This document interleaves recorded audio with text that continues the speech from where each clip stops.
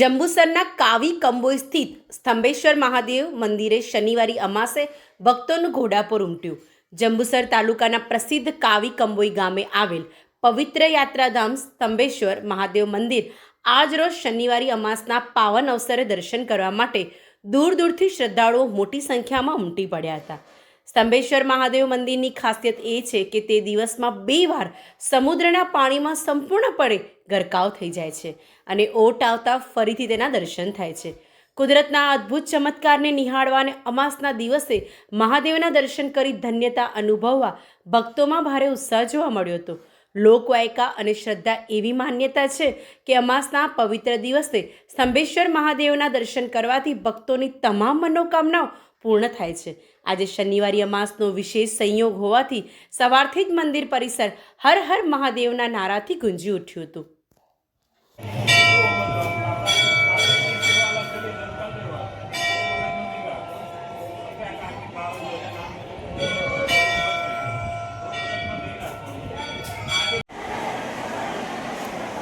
આજે માણસના કલ્યાણ માટે આપણા સનાતન ધર્મમાં તીર્થોની વિશેષ મહિમા આપણે કહેવામાં આવી છે। કોઈ પણ વ્યક્તિને કોઈ પણ જાતનું દુઃખ હોય તો એ તીર્થસ્થાનનું જો સેવન કરતો હોય તો એને 100% એના દુઃખો દૂર થતા હોય છે। આપણા સનાતન ધર્મમાં તીર્થમાં સ્નાન કરવાનો બહુ મોટો મહત્વ હોય છે અને આપણે જે સ્થળ ઉપર બેઠા છે એ સ્થળ મહીસાગર સંગમ તીર્થના નામથી આખી દુનિયામાં વિખ્યાત છે। સ્કંદ મહાપુરાણ એવા ઘણા બધા ગ્રંથોમાં મહીસાગર સંગમ તીર્થનો મહિમા આપણને જોવા મળે છે। એની અંદર એવું લખવામાં આવે છે કે કોઈ પણ વ્યક્તિ મહીસાગર સંગમ તીર્થમાં સ્નાન કરીને ભગવાન સ્તંભેશ્વર મહાદેવની પૂજા કરશે તો એને પ્રયાગમાં 7 વખત, પુષ્કરમાં 9 વખત અને પ્રભાસમાં 11 વખત જવાનો જે પુણ્યફળ છે એ પુણ્યફળ આ જગ્યાએ પ્રાપ્ત થશે।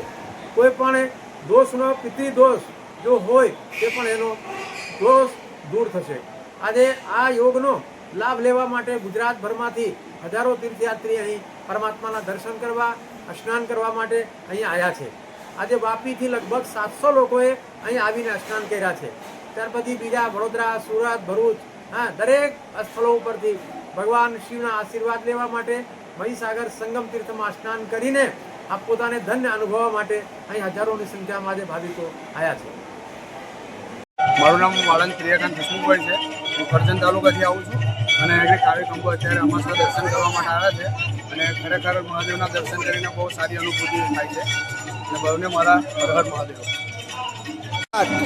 હું આણંદ જિલ્લામાંથી આવું છું। આજે અમાસ છે એટલે અમાસ ભરવા આવ્યા છે અને હવે દર્શન કર્યા પછી એટલી બધી સારું લાગ્યું છે। હવે 3 વાગે ભરતી થશે, શિવલિંગને જે ડૂબા છે એ જોઈશું, એનો આનંદ લઈશું અને એનું ખરેખર અદ્ભુત દ્રશ્ય છે અને જોવાનું બહુ સચ છે। એટલે તમે બધા પબ્લિકો અવશ્ય આવજો। હર હર મહાદેવ।